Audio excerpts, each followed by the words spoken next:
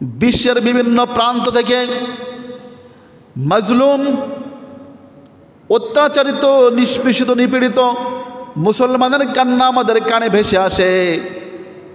বিশ্বের বিভিন্ন প্রান্ত থেকে অত্যাচারিত মা বোনদের আওয়াজ আমাদের কানে ভেসে আসে। ইহুদিরা ছাড়া খ্রিস্টানেরা তারা গোটা বিশ্বব্যাপী ষড়যন্ত্র জাল বিছিয়ে রেখেছে।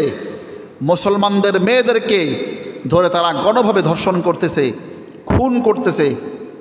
এ আর্তনাদ গোটা বিশ্বের আকাশ বাতাস ভারী হয়ে গেছে এই আর্তনাদে। তাদেরকে ধরে ধরে জেলে বন্দি করে রাখা হয়েছে মুসলিম মা বোনদেরকে। সেখান থেকে তারা মুসলিম বিশ্বের কাছে আর্তনাদ ছুড়ে দিয়েছে। গোটা বিশ্বব্যাপী না, আমাদের লক্ষ লক্ষ কোটি কোটি মুসলমান ভাইরা আছে, তারা কি আমাদের এই দুঃখ দুর্দশার কথা শোনে না? আমরা কি তাদের বোন নয়?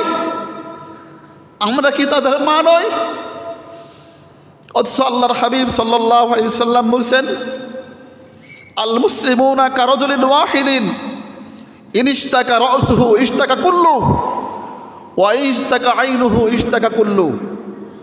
সমস্ত পৃথিবীর মুসলমানরা হলো একটা শরীরের মতো। যখন তার মাথা ব্যথা হয় সমস্ত শরীর সে ব্যথা অনুভব করে।